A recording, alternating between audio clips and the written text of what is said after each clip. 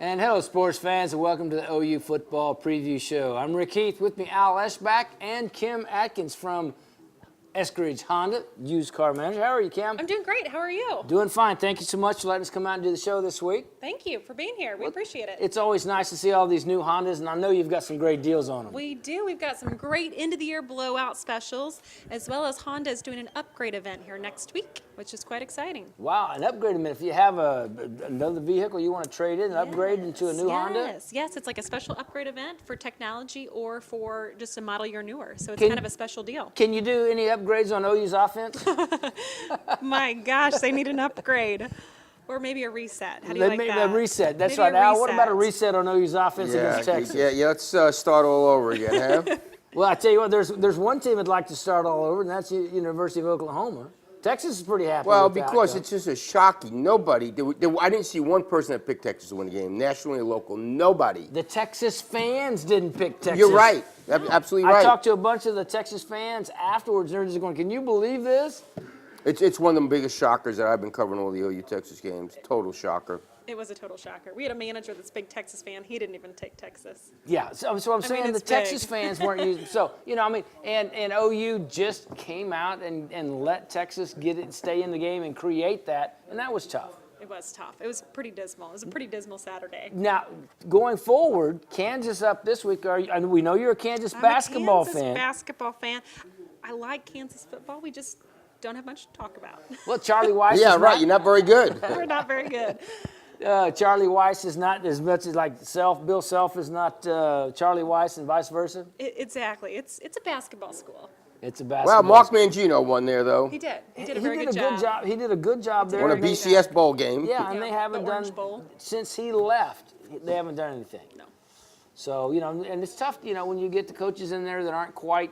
Don't have that skill level they had the last time, and then they bring in Charlie Weiss. And Turner Gill was a disaster. Yes, that was the one that set them back. Yep. They wanted to get a young guy in there, and he just wasn't well equipped. And then Weiss, who was offense coordinator of Florida, didn't do a good job. Notre Dame, he got fired. You're pretty good when you're coaching in New England. You got Tom Brady as your quarterback, your offense coordinator. Hey, tell us about Eskridge Honda and all the great things going on here, Kim. Like I said, lots of great deals. In-doubt closeout is going on right now, so we have very low interest rates on almost all of our 13s. The 14s are coming in. And again, like I said, this special upgrade event Thursday, Friday, Saturday next week. That's great. Upgrade your old vehicle for a new Honda here at Eskridge Honda. There you go. Hey, if you're looking for tickets for Thunder, OU football, all of that, Tickets Unlimited, 364-7500, or go to OklahomaTickets.com. They will take care of you for OU tickets, Thunder tickets, concert tickets, and all that. We'll be right back with more from Eskridge Honda after this. And welcome back to the OU Football Preview Show. Rick Heath, Al Eschbach here from Eskridge Honda, where they've got a lot of great deals on new and used Hondas here at Eskridge Honda. I-240 between Western and Penn here on the south side in Oklahoma City.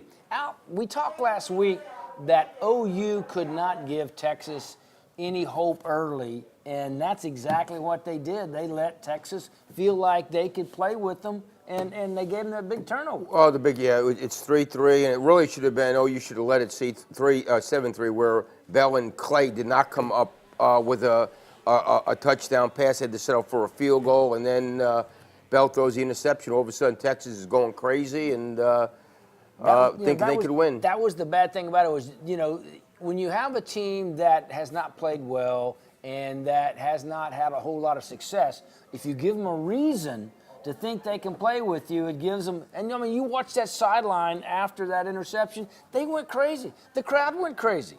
Yeah, all of a sudden they're going, okay, we can win this game. And yeah. I also think it might have rattled Blake Bell. His first turnover of the year, and he just never really settled down. And right after that, they scored, make it 10-3.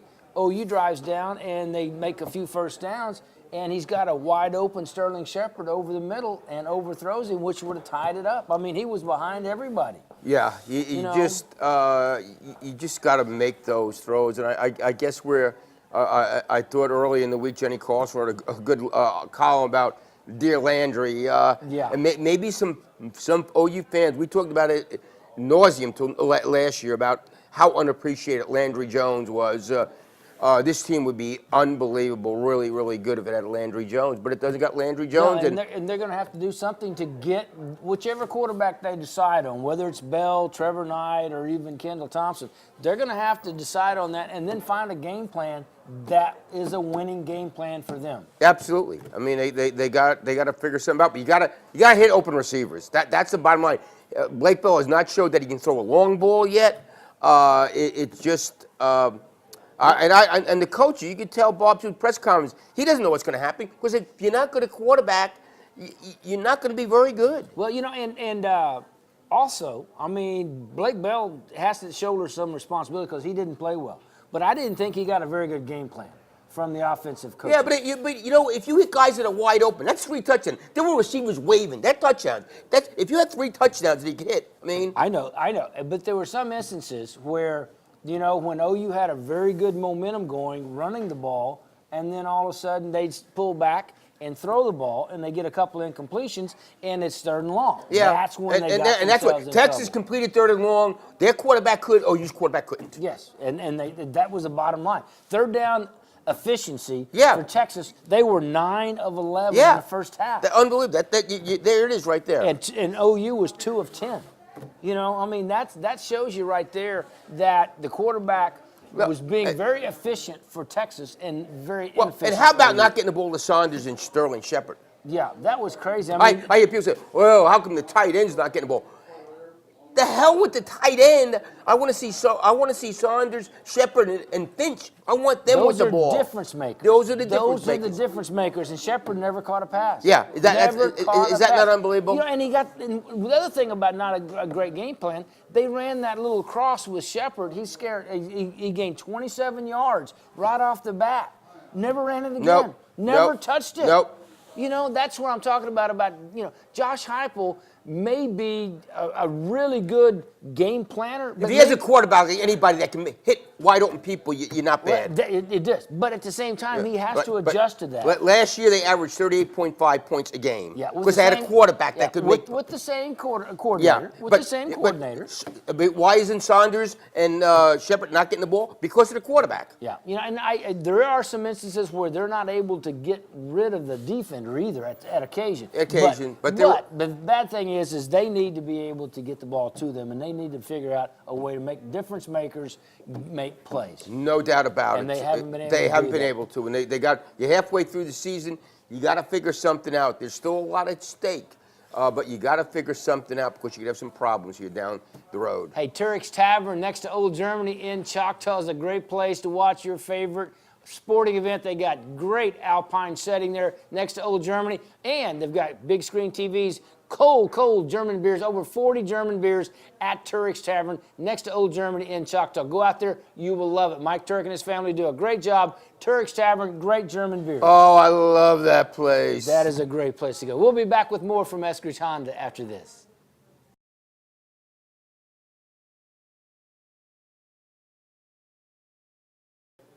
And welcome back to the OU Football Preview Show. Rick Heath, Al Eschbach from Eskridge Honda. Great deals are available here at Eskridge Honda on new and used Hondas.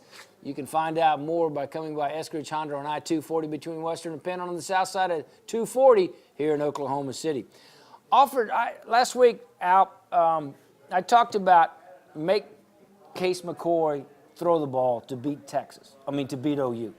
Texas was able to do that. Yeah, I thought that was the weak spot. Yeah, he made some throws too that were pretty tough. One he was getting hit to a touchdown pass. The one to Davis in the last quarter. The one they beat Case Everett on. He made some difficult throws. He really did. It shocked me. It also.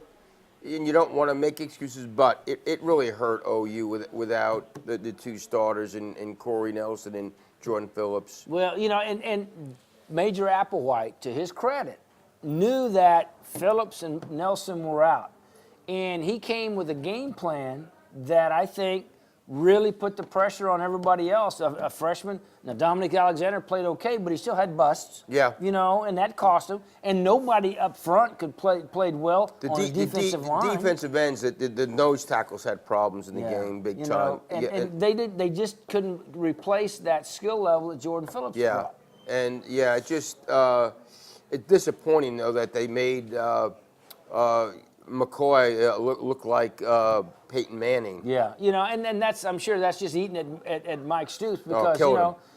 he had a great plan last year and stopped him, and this year they thought they had a plan. They knew they were a little bit wounded, but they thought they could overcome it. Now the one thing that they couldn't do was they couldn't stop Texas's running attack. Yeah, and again on third down, when you're third and long, you got to make stops on third down, and that just killed them. Well, that's the one thing that Mike had stipulated before the season started. They had to do better on third down efficiency, get the other team off the field.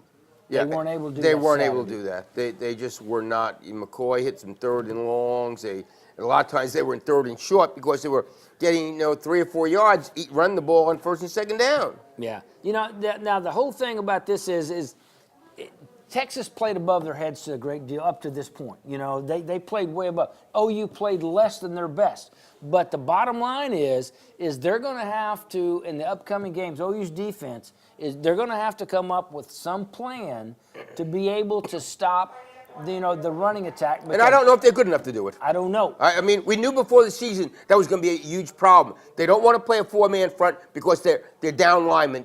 They're not very good. So well, they also have very few down linemen. I mean, with Phillips out now, they only have 4. Yeah, so they're not very good there, and so I don't know what the solution is going to be. But it really kills you when you lose your best nose tackle and your best defender, probably in Corey Nelson. Yeah, against Kansas, it may not. I mean, Kansas is just a decent team. They're not very good. No. And OU coming off a loss. Kansas gave TCU all they wanted in Fort Worth. Yeah. And we saw what TCU did the week before. And you and I both have talked. OU's not good enough to take anybody for granted. No, absolutely not. So they can't take Kansas's offense for granted. Because you just wonder now.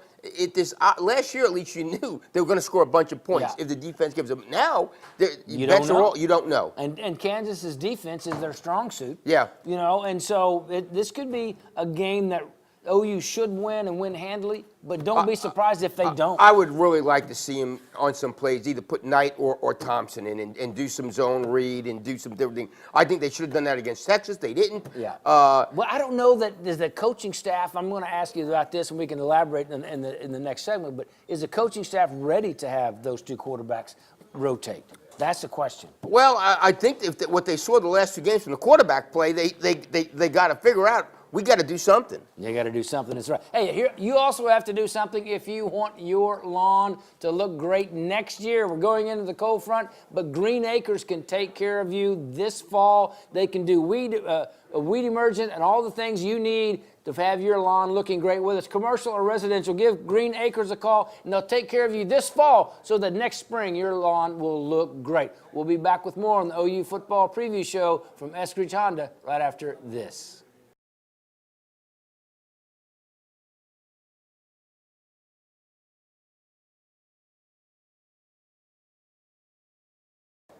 And welcome back to OU Football Preview Show from Eskridge Honda. Heath, Al Eschbach with you.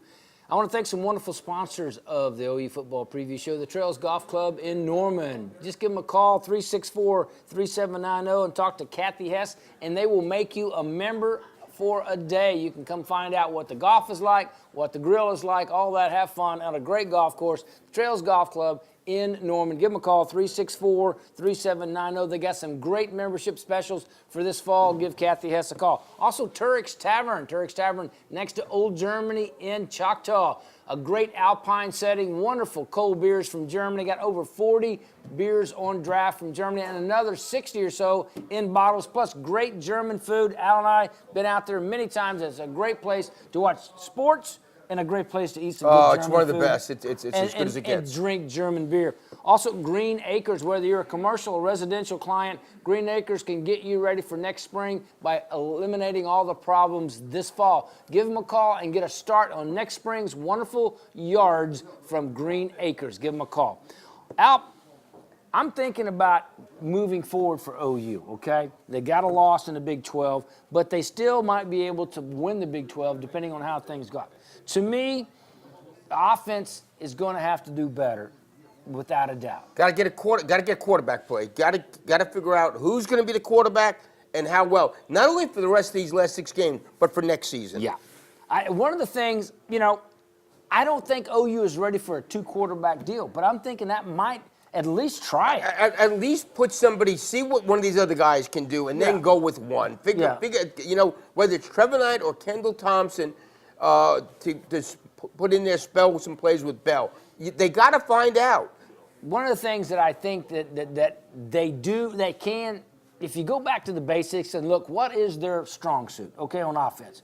The offensive line, up until Saturday, was really good, and their run game, the running backs, okay? Those are the 2 positives. Now, they've got really good wide receivers, but they haven't been able to get the ball to them. Right. So if you go back to the basics and say, okay, we're going to establish a run game, I mean, why not go out and start dominating, if they can, to the running attack? Well, if they're going to do that, have Thompson or Trevor Knight quarterback them. Well, I have no problem with that if that's what they decide. Right. But what they need to do is go back and get that running game. Because what happens with a good running game is you get the ability to get short 3rd downs, Now, there's a couple of things about I want to do this.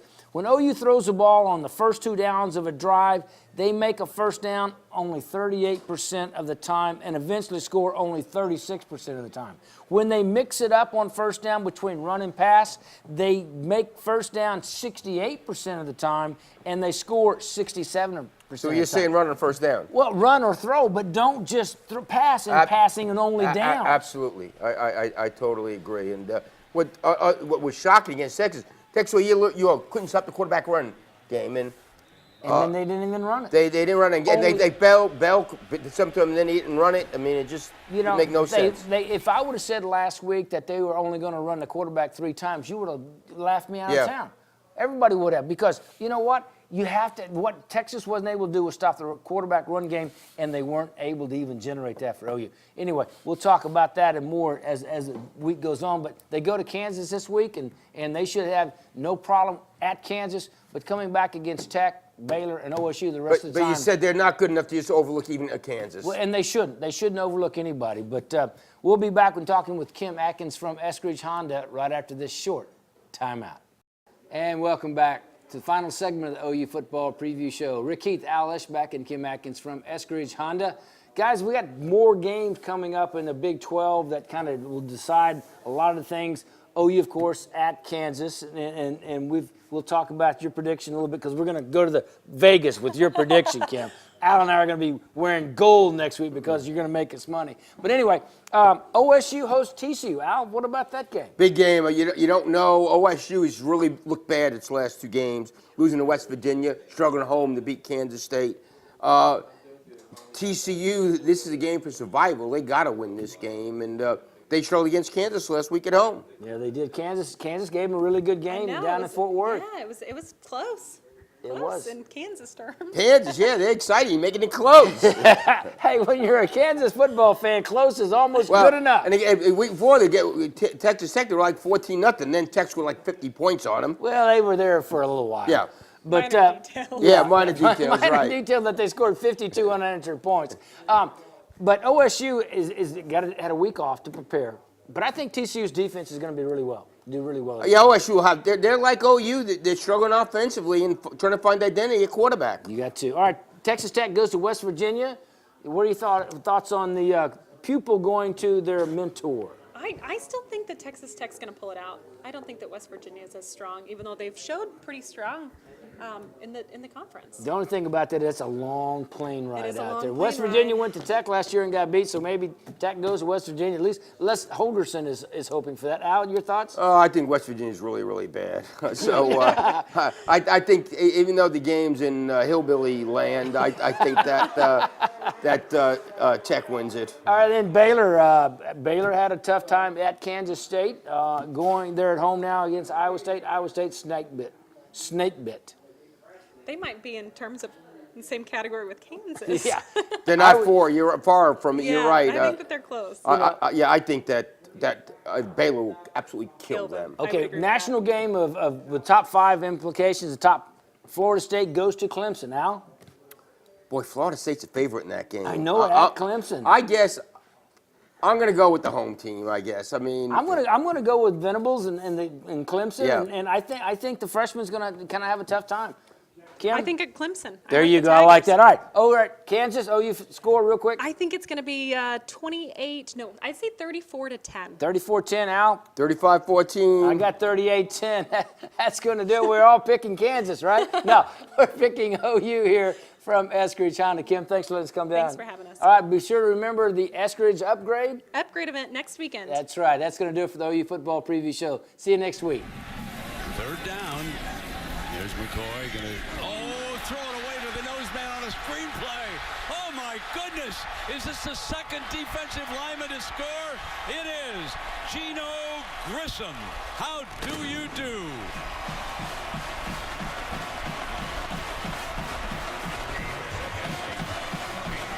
They're trying to throw a middle screen. You think it's a safe play to Malcolm Brown, number 28. But it was well played and executed by Grissom. Just when you think Case McCoy can relax a little bit, he makes a bad mistake. Showing a little bit of speed as he takes that one to the end zone.